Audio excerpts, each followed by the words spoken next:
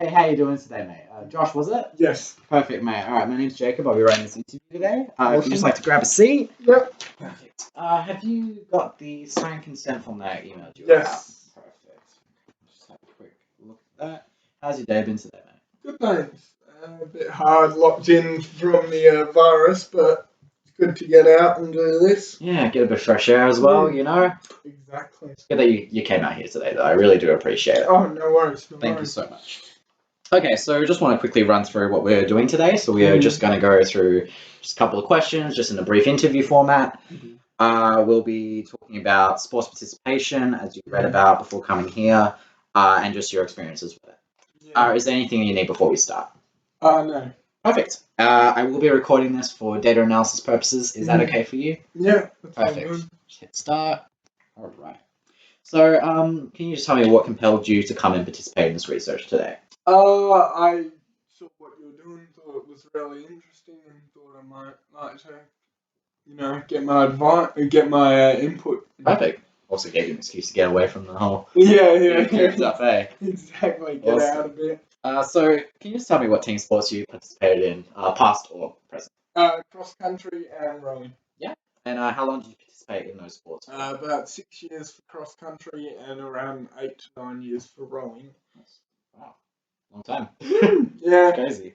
And when did you play these sports? Like, where did you first find both sports started within high school. Rowing continued after high school into uni through clubs. Great. Wow. Okay.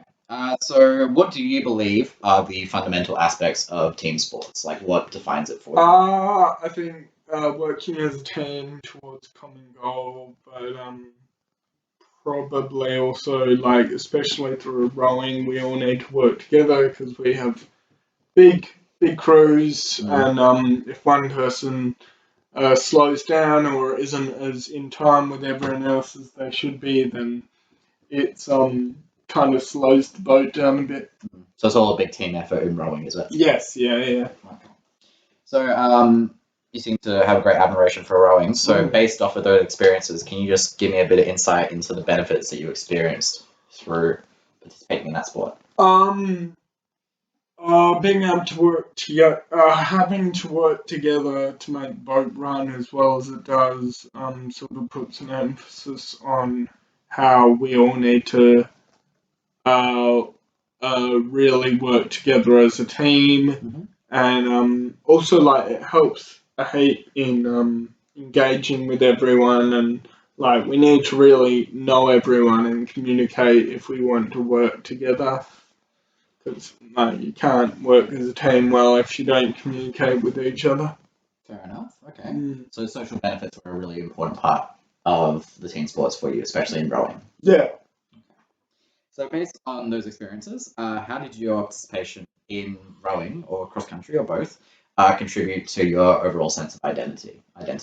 Probably learning a lot through those sports about how to work as a team, not just to win races, but also to support each other and try and get each other to get the most out of what they do.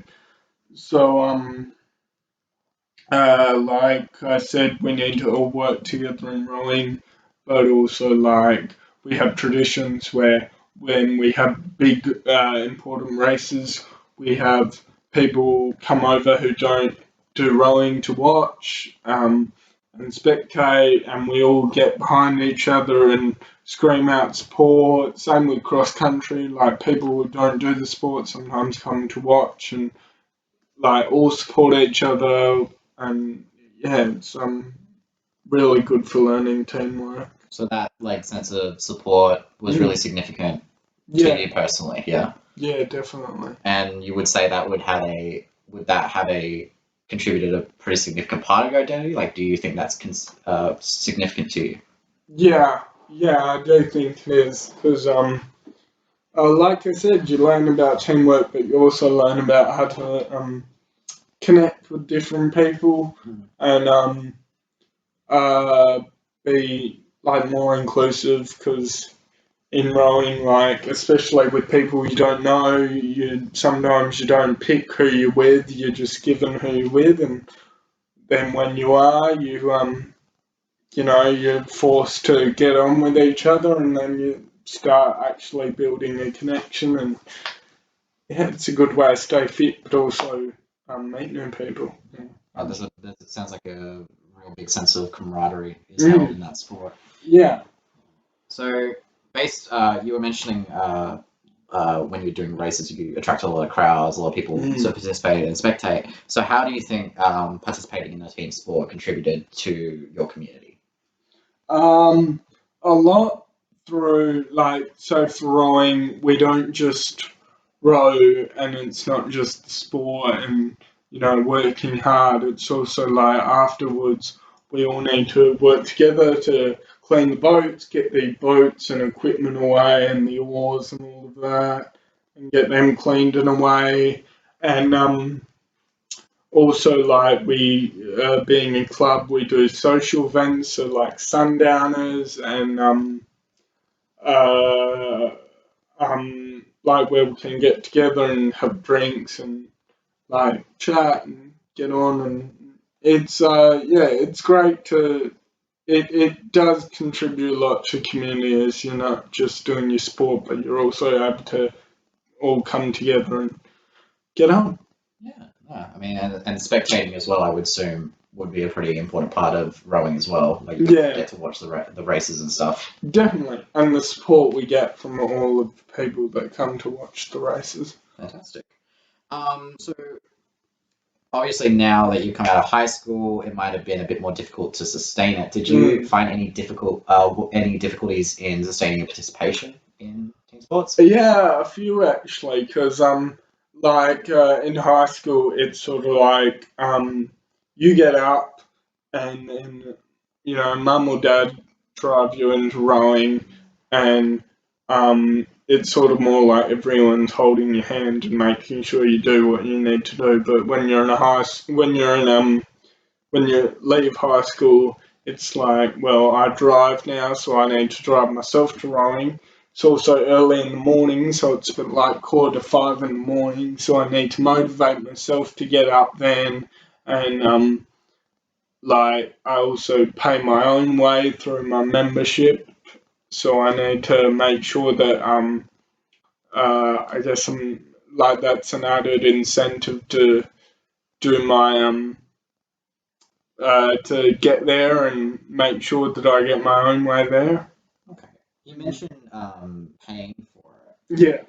Did you experience any financial difficulties in sustaining that based on like having to pay for clubs or? Not financial difficulties, more it was more of an incentive to go to the clubs and to do more rowing because since I paid, I don't want to waste my money, so I want to do as many of the training sessions as I can and use the club as much as I can because that's what I'm paying for. And then if I because if I don't use it as much as I can, I can't feel like that's money I've sort of wasted. Yeah, you want to get the most out of it. Yeah, definitely. For sure. Okay. And what methods could you potentially see being employed to increase participation in team sports? Probably more of an engaging atmosphere, also like a bit more of a variety. So like if every morning you go out, you row for 2 hours, then you come back in and that's it. It's going to get a bit boring, so probably a bit more of a variety would. Can you elaborate on what you mean by variety? Like in training, you mean? Yeah, so like in training, so like maybe going out doing drills one morning, then going out and doing little races, or doing a running circuit or core circuit, or just different stuff like that. Okay, that's really great. So I'm going to try and wrap this up now. Just to summarize, we've been covering the topics of sports participation and how it affects the community and how it contributes to your sense of identity, as well as how that participation has decreased over time and how you can be able to apply certain methods to increase that participation. Before we wrap up, is there anything you'd like to add to our discussion today? Oh, no, that was good. Thanks. That's fantastic. Thank you so much for coming in. I'm just No, going to turn this on. Thanks for having me. Okay. All right. So, thanks again. We'll be running through the data. We'll be able to analyze it. Once it becomes available via a journal article, we'll absolutely send you a link with the email you provided, if that's what you want. Yeah, no, that'd be great. Awesome. Thanks. Thank you so much. Awesome. You have a lovely day, mate.